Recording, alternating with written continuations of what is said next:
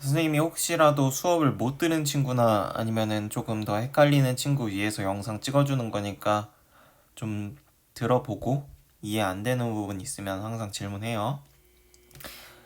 우리 그 전에 수권까지 배웠었고 그 다음에 나오는 게 해수의 온도예요. 해수의 온도 줄여서 수온, 물의 온도, 수온, 해수의 온도라고 똑같은 말이에요.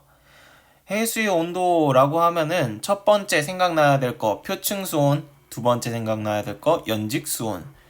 만약에 선생님이 여기다 바다를 그려볼게. 이렇게 땅이 이렇게 생겼어요. 그럼 바닷물이 이렇게 차 있겠죠. 제일 겉에 있는 거 여기 표면, 그래서 표면층이라고 해서 표층에 있는 물의 온도, 바닷물의 온도 해서 표층 수온이라고 불렀었고, 얘는 표층 수온 하면 가장 먼저 생각나야 될 거, 이 지도 모양 하나 생각나야 돼요. 이 지도 모양 어떻게 생겼지? 가운데가 적도 또는 저위도라고도 불러요. 적도, 저위도라고 부르고, 북극하고 남극으로 갈수록 위도가 높아지지. 한번 생각을 해봅시다. 저위도, 적도 부근은 태양 에너지가 많으니까 뜨겁겠죠. 그리고 고위도로 갈수록 태양 에너지가 적으니까 수온은 내려가겠죠. 그러면 생각나야 될 거 뭐냐? 표층 수온하면 세계지도 한번 떠올리고, 세계지도의 온도가 왜 이렇게 생겼냐? 태양 에너지의 영향을 가장 많이 받았기 때문에. 태양 에너지 이외에도 해안선 모양이나 해저지형, 해류, 담수입 같은 거 많을 텐데, 우리가 지금 생각해야 되는 거는 태양 에너지의 영향을 가장 많이 받았다. 이거 하나 생각을 해줍시다. 여기까지는 어려운 게 없을 거예요. 그 밑에 연직 수온 분포. 연직 수온 분포는 어떻게 되는 거냐? 표층은 표면에 있는 층이었죠. 연직은 이런 식으로 자른 거야. 세로로 잘라놓고 점점 깊이가 깊어질 때 온도가 어떻게 되냐를 보여주는 거예요. 연직 수온 분포 봅시다. 수온 깊이의 각 축을 가지고 그래프가 그려져 있어요. 가로는 수온이고 내려가는 건 깊이, 어려운 거 없어요.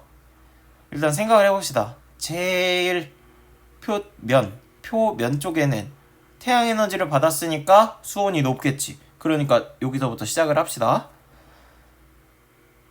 그리고 상식적으로 생각했을 때 바닷물 깊이 내려가면은 점점 태양 에너지를 못 받으니까 수온이 점점 이렇게 낮아질 텐데, 지금 얘는 그렇게 생기지 않았네.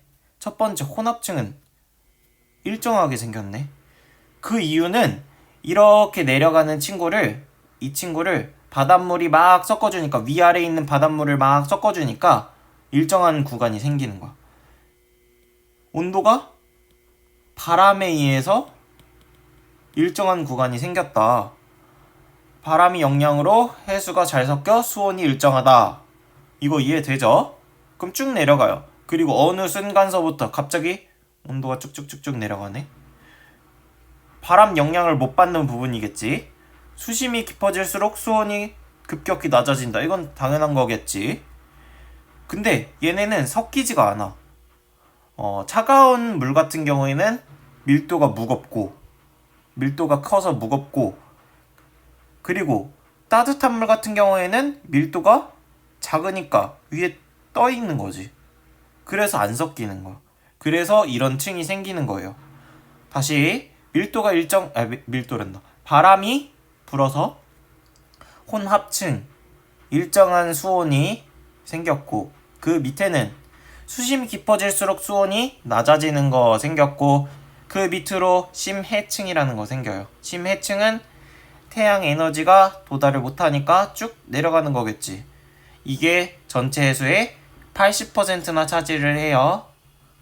그러면은 생각해 봅시다. 우리나라는 바람이 잘 불어요. 중위도, 우리나라는 중위도에 해당되고, 여기는 바람이 잘 불어. 저위도는 생각해 봅시다. 저위도는 뜨거운데 바람은 잘 안 불어. 바람은 잘 안 불고 뜨겁고 태양 에너지가 크고, 다른 말로 태양 에너지가 크고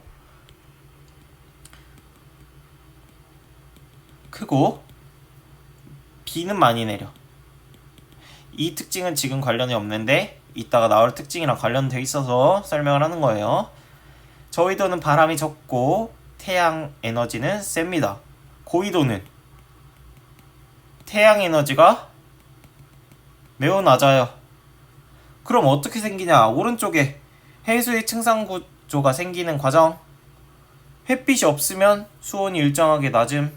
얘는 고위도를 얘기하겠지. 고위도는 이렇게 생길 거야. 근데 저위도는 바람은 없어요. 태양은 세. 이런 식으로 생기겠지. 이렇게 혼합층 없이 쭉 내려가겠지. 바람의 영향으로 인해서 혼합층이 생겼었으니까 저위도는 이런 식으로 생겼겠지. 그리고 중위도는 바람이 있고 태양 에너지도 있으니까 우리 방금 전에 배웠던 그래프랑 똑같이 생겼겠지. 그게 요 아래 나와 있어요. 이 아래 그림 보면은 우리가 알 수 있을 거고. 다시 조금 정리를 하면은 해수의 표층 수온은 우리가 기억해야 될 게 지도 모양 하나 기억하라 그랬고, 그 다음에 태양 에너지 영향을 가장 많이 받았다. 그리고 연직 수온은 구조가 3개가 생기는데 혼합층, 수온약층, 심해층, 이거 이름 외워줘야 되고, 혼합층은 바람으로 인해서 일정한 구간이 생겼다. 수온약층은 수온이 급격하게 낮아진다. 태양 에너지가 점점 작아지니까. 심해층은 태양 에너지가 도달을 못해서 수온이 낮다. 전체의 80%다. 이거밖에 없어요. 그리고 그 밑에 염류가 나오는데, 염류란 해수, 바닷물 안에 녹아있는 모든 여러가지 물질들을 얘기를 해요. 바닷물은 뭘로 구성이 되어 있을까? 물하고 염류로 되어 있겠지. 물 빼고 나머지를 염류라고 부르니까 물이 대부분이고 염류가 조금 차지를 해요. 선생님이 순서 외우라 그랬어. 제일 많은 거, 제일 첫 번째 염화 나트륨이겠지. 염화 나트륨. 그리고 두 번째 염화 마그네슘. 요 정도 기억해주면 좋고, 만약 기억할 수 있는 사람 세 번째까지 황산 마그네슘. 염화 나트륨이 제일 많고, 그 다음에 염화 마그네슘이 많다. 염화 나트륨은 소금이랑 똑같아. 짠맛이 나겠죠. 염화 마그네슘은 쓴맛이 나겠죠. 두 번째로 많다. 요 정도 기억을 해주면은 염류에선 끝이다. 물과 염류로 구성되어 있고, 염류에는 염화 나트륨이 첫 번째로 많고, 그 다음에 염화 마그네슘이 많다. 이거 기억을 해줍시다. 그리고 그 뒷장에는 염분이 나오는데, 우리 염분 해수 1000g 1kg 안에 녹아있는 염류의 총량을 그램수로 나타낸 거, 다른 말로 쉽게 얘기하면 농도라고 보면 돼. 농도. 그러면 어떻게 구할까? 해수 전체분의 염류의 양. 선생님이 얘기를 했지. 바닷물 안에서 지금 염류의 농도를 구하는 거니까 바닷물 전체가 분 뭐로 올 거고, 염류가 우리가 구해야 될 게 위로 올라온 다음에 곱하기 1000을 했어요. 보통 곱하기 100을 하는데 여기선 곱하기 1000 했던 거 기억을 해주고, 해수라고도 쓸 수 있지만 해수는 물하고 염류로 이루어져 있으니까 물 플러스 염류분의 염류 곱하기 1000이라고 써도 된다. 이거 기억을 해줘야 되고, 이거는 우리가 당연히 알고 있어야 되는 식이야. 이건 제일 중요한 식. 그러면 염분을 구했을 거예요. 염분을 구했으면 우리 단위를 뭐로 쓸 수 있을까?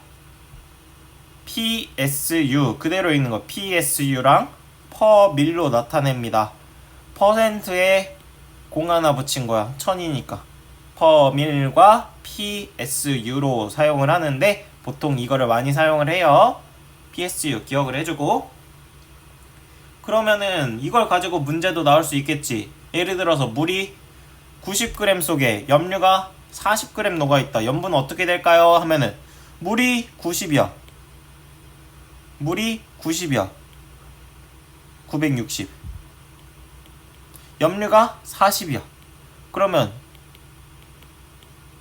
곱하기 1000 이렇게 해서 구하면 되겠지. 여기 1000이니까 약분하고 그러면 염분이 40 PSU가 되겠다.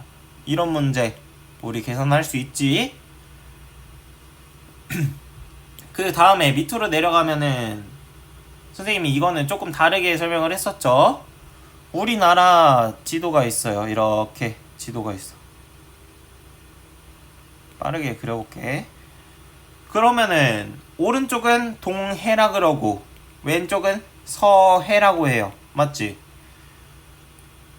서해는 한강, 무슨 강? 강들이 많아.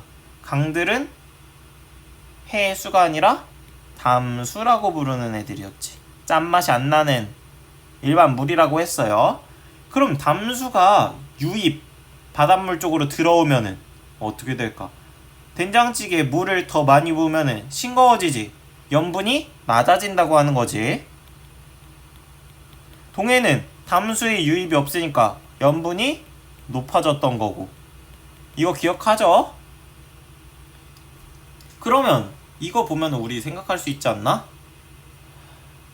바닷물이 염분이 달라지는 요인에는 바닷물이 염분이 달라지는 요인에는 첫 번째 증발량과 강수량, 두 번째 담수유입, 세 번째 해수의 결빙과 해빙인데 우리 지금 두 번째 담수의 유입 배웠어. 증발량과 강수량은 우리나라는 지금 증발량이 강수량보다 많아요. 그러면 염분이 높겠지. 저위도는 열대우림 같은 거 생각하라 했지. 비가 많이 내려요. 비가 많으면은 물을 더 부은 거랑 똑같으니까 염분이 낮은 거 맞을 거고. 그리고 해수의 결빙과 해빙은 해수가 어는 곳, 빙하가 녹는 곳을 구분하는 건데 우리 고위도에서 빙하가 점점 녹고 있죠. 녹다 보면은 물을 더 붓는 거랑 똑같지. 된장찌개에 물을 더 붓는 거랑 똑같으니까 염분이 낮아지는 거지.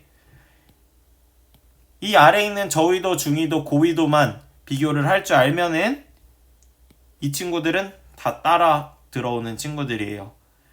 지금 여기서 기억해줘야 될 거 염분 식을 하나 기억해줘야 되고 이 단위 한번 기억해주고 그리고 서해와 동해를 비교했던 거 저위도, 중위도, 고위도 비교했던 거 이거 기억해주면은 이 요인들도 당연히 따라 들어오겠지.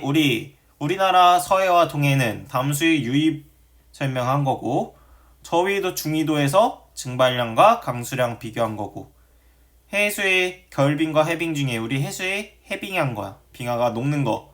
빙하가 녹으면 염분이 낮다. 여기까지 기억을 해주세요. 그리고 마지막 염분비 일정 법칙. 염분비 일정 법칙. 염분은 서해에서 퍼오든 동해에서 퍼오든 다를 수가 있어요. 지금 어떻게 된다 했지? 동해가 염분이 더 높다 그랬어.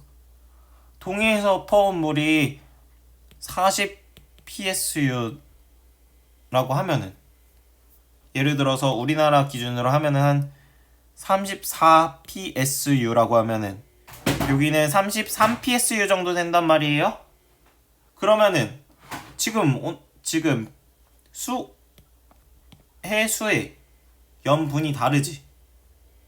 근데 이 염분이 달라도 그 염류, 해수에 포함되어 있는 염류 사이의 비율은 일정하다는 거야. 다른 말로 어떤 말이냐? 해수는 우리 지금 뭐랑 뭐로 구성된다 했지? 제일 많은 게 물이고 제일 적은 게 염류. 이 염류에 첫 번째로 많았던 거 염화 나트륨, 두 번째 염화 마그네슘, 세 번째 황산 마그네슘 뭐 이런 식으로 쭉쭉쭉쭉쭉 많을 거야. 그러면 이 염류의 양은 다를 수 있어도 물하고 염류 사이의 비율은 다를 수 있어도 이 염류 안에 있는 염화 나트륨, 염화 마그네슘, 황산 마그네슘 각각의 비율은 일정하다는 거야. 생각해 봅시다. 이 왼쪽에 있는 건 북극해고 오른쪽에 있는 건 홍해야. 비교를 해보니까 이 파인애플 모양이 차지하고 있는 비율은 거의 비슷하지. 얘가 77.7%, 뭐 여기가 몇 퍼센트 이렇게 일정할 거예요. 퍼센트는 일정하다라고 생각을 하면 돼요. 염류 안에서 퍼센트는 일정하다 이렇게 생각을 하면 여기 염분비 일정 법칙까지 끝이고, 그 다음에 나오는 해류 관련해서는 선생님이 다음 영상으로 또 찍어 놔줄게요.